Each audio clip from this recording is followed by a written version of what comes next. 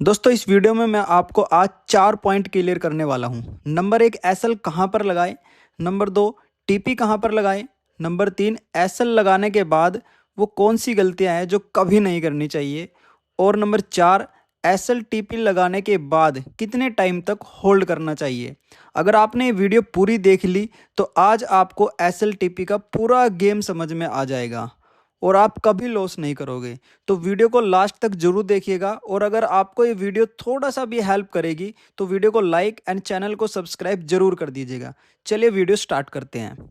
तो दोस्तों सबसे पहला जो पॉइंट है वो है एसएल कहाँ पर लगाएं। सबसे जरूरी और मेन पॉइंट है एसएल कहाँ पर लगाएं, क्योंकि 90% ट्रेडर्स को यही नहीं पता कि हम एसएल कहाँ पर लें। तो सबसे पहले दोस्तों हम इस पॉइंट को क्लियर कर लेते हैं कि एसएल किस जगह पर लेना चाहिए। सबसे पहले आपको क्या चाहिए, आप जिस भी स्ट्रेटजी के ऊपर काम करते हैं वो स्ट्रेटजी आप पकड़ लीजिए। आपका उसको ये पता होगा कि किस पॉइंट से आपको बाय लेना और किस पॉइंट से सेल करना है, राइट। तो मैं यहाँ पर एक सिंपल स्ट्रेटजी यूज कर रहा हूँ, ट्रेंड लाइन स्ट्रेटजी। इसके लिए मैंने एक पैरेलल का एक चैनल को यहाँ पर ड्रॉ किया है, इसको आप देख सकते हैं। अब यहाँ पर मैं आपको मेन कुछ पॉइंट बताने वाला हूँ जो आपको नोट करने हैं, सबसे जरूरी पॉइंट है दोस्तों। अब यहाँ पर हमने क्या किया दोस्तों, ये हमारे पास इसमें हमारे पास एक पॉइंट तो ये हुआ, हम इसके 3 पॉइंट फाइंड करेंगे। सेकंड पॉइंट हमारा यहाँ पर बनता है और थर्ड पॉइंट हमारा यहाँ पर बनता है।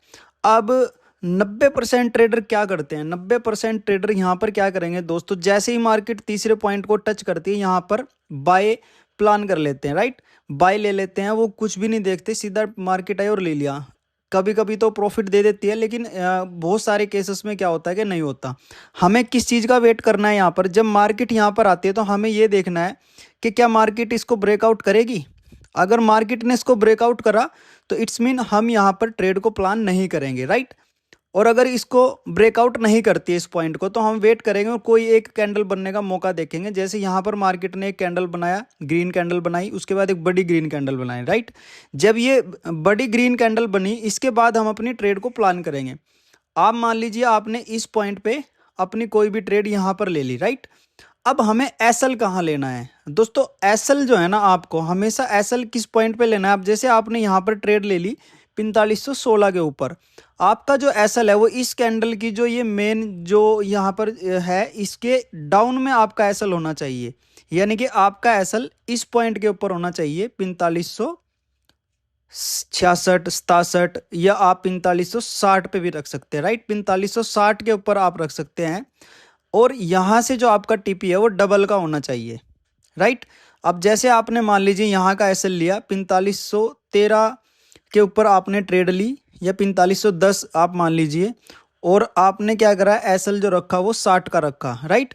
तो कितने पॉइंट हो गए दोस्तों यहाँ पर आपके लगभग 50 पॉइंट होते हैं का आपका एसएल हो गया। यानी मैं आपको 50 पॉइंट का एसएल बता रहा हूँ। देखो बहुत सारे जो आप देखते होंगे फेसबुक व्हाट्सएप या जो भी इंस्टाग्राम या फिर आप यूट्यूब पे देखते होंगे, 2-2 पॉइंट का एसएल आपको बताते हैं और आपका माइंड बिल्कुल ख़राब कर देते हैं। अब यहाँ पे क्या करना है, यहाँ पर आपको ट्रेड लेनी है, लेकिन आपको ट्रेड अपने अकाउंट के हिसाब से ही लेनी है, यानी रिस्क मैनेजमेंट को फॉलो करके लेनी है। मान लीजिए आपका $1000 का अकाउंट है, तो आपको यहाँ पर जो है ट्रेड वो रिस्क मैनेजमेंट करके लेनी है। यानी आपका 1 से 2% से ज़्यादा का रिस्क नहीं होना चाहिए। आप इतनी छोटी ट्रेड यहाँ पर लेके चलिए, राइट। और आपका जो टीपी है वो टीपी आपका डबल का होना चाहिए, राइट। यानी कि आप 100 पॉइंट का अपना टीपी रख सकते हैं। अब हमने यहाँ पर ट्रेड ली थी, अब आप देख सकते हैं यहाँ पे 10 से मार्केट कितना गई दोस्तों, 4617। यानी कि आपका डबल का टीपी यहाँ पर हिट हो जाता है, राइट। यहाँ पर आपका टीपी हिट हो जाता है। तो ये सिंपल स्ट्रेटजी है, आपको फाइंड करना है कि मुझे एसएल कहाँ पे लेना है, कहाँ नहीं लेना। अब दूसरे पॉइंट में यहाँ पर समझ लेते हैं, सबसे इजी। अब यहाँ ये ट्रेंड लाइन इसको सपोर्ट कर रही थी, उसके बाद फिर बैक आई, फिर गई यहाँ पर, और इसके बाद मार्केट ने यहाँ सपोर्ट किया। देखो अब यहाँ पे गेम फंसता है दोस्तों, जब यहाँ मार्केट आई तो लोग क्या करते हैं, यहाँ पर वेट नहीं करते और यहाँ पे ट्रेड ले लेते हैं और उसका एसएल हिट हो जाता है यहाँ पे आते ही, राइट। तो हमें क्या करना है, हमें वेट करना है। अब हमें यहाँ दिखा के नहीं, यहाँ पे कोई ग्रीन कैंडल नहीं बनी, रिवर्सल नहीं हुआ, तो हम यहाँ पे कोई ट्रेड नहीं करेंगे, हम यहाँ पे कोई भी ट्रेड प्लान नहीं करेंगे, राइट। हम वेट करा हमने, लेकिन यहाँ पे मार्केट ने हमें रिजेक्शन नहीं दिया। अब क्या होता है, अगर यहाँ पे आप ट्रेड लेते आपका एसएल हिट होता, फिर आप यहाँ पे ट्रेड लेते फिर आपका एसएल हिट होता, तो आप यहाँ फंसे रहते, तो हम यहाँ पे ट्रेड नहीं लेंगे। तो इसीलिए दोस्तों एसएल एग्जैक्ट पॉइंट पे लगाना बहुत ज़्यादा ज़रूरी होता है। तो अगर मान लीजिए चलिए आपने यहाँ पर आपको रिजेक्शन नहीं मिला और आपने क्या करा, आपने यहाँ पे ट्रेड ले भी ली, तो फिर उसके बाद आप एसएल कैसे मैनेज करेंगे? तो सिंपल जो फॉर्मूला है वो ये है कि आप अपना एसएल इस ट्रेंड लाइन के नीचे रख दीजिए सेफ्टी के लिए। आप यहाँ पे अपना एसएल ले सकते हैं, क्योंकि अगर आप यहाँ पे एसएल ले लेंगे तो आपका एसएल हिट हो जाएगा, कोई बात नहीं, और रिवर्सल मिल गया तो आपको बड़ा प्रॉफिट मिल सकता है। अब बात कर लेते हैं दोस्तों सेकंड पॉइंट के ऊपर। सेकंड पॉइंट हमारा क्या है, जो बहुत ही कॉमन और बहुत ही मेन है, टीपी कहाँ पर लगाएं, जो कि सबसे दूसरे पॉइंट का सबसे ज़रूरी पॉइंट आपका है कि हम टीपी कहाँ पर लगाएं। टीपी दोस्तों आप हमेशा आपका फर्स्ट टारगेट 1 = 1 या 1 = 2 का होना चाहिए, इससे कम का नहीं होना चाहिए। वेट करो, टीपी हिट होता है ठीक है, नहीं होता कोई बात नहीं, एसएल हिट हो जाएगा कोई बात नहीं, ठीक है ना। तो आप यहाँ पे जैसे हमने ट्रेड लिया था और हमने यहाँ पे डबल का वेट करा, हमारा टीपी हिट हो गया। अगर आपका सिंगल का होता है तो आप अपने एसएल को थोड़ा सा टारगेट कर सकते हैं, ऊपर बढ़ा सकते हैं, रिस्क कम कर सकते हैं। बट क्या है कि आप एसएल को नीचे नहीं बढ़ाओ कभी भी। यानी आप ऐसा मत सोचो कि अगर आपकी ट्रेड आपके अपोजिट में आ रही है और आप क्या करोगे, आप यहाँ से एसएल को बढ़ा दोगे, तो वो काम आपको नहीं करना है। आप सिंपली अपने एसएल को अप साइड में ट्रेड कीजिए, यानी कि आप लॉस को कम कीजिए, ना कि लॉस को बढ़ाइए, तो बहुत अच्छा रहेगा। अब टीपी आपकी समझ में आ गया कि हमें कहाँ लेना है, यानी हमें टीपी अपना जो है वो इस पॉइंट पे रखना है। इसी तरीके से आप अपने ट्रेड को मैनेज कीजिए, राइट। अब दूसरा यहाँ पे तीसरा पॉइंट जो सबसे ज़रूरी है, एसएल लगाने के बाद कॉमन मिस्टेक क्या करते हैं लोग, सबसे बड़ी गलती क्या होती है, वो मैं आपको समझाता हूँ। सबसे पहली और मेन गलती तो वो ये होती है कि जब हम एसएल ले लेते हैं, हम एसएल ही बिल्कुल छोटा लेते हैं। हम ये सोचते हैं कि नहीं मैं बड़ा लॉस नहीं लूँगा, और मैं जो है ना 5 पॉइंट का एसएल ले लेता हूँ, मैंने ऐसा करता हूँ 3 पॉइंट का एसएल ले लेता हूँ। तो ये जो हमारी सोच है ना दोस्तों, यही सोच हमारी सबसे ख़राब है। जब हम ये सोच लेते हैं कि हम छोटा एसएल रखें, नहीं, एसएल छोटा और बड़ा कुछ नहीं होता। आपको जो एसएल है वो एसएल जहाँ पे बन रहा है वहीं पे लेना है।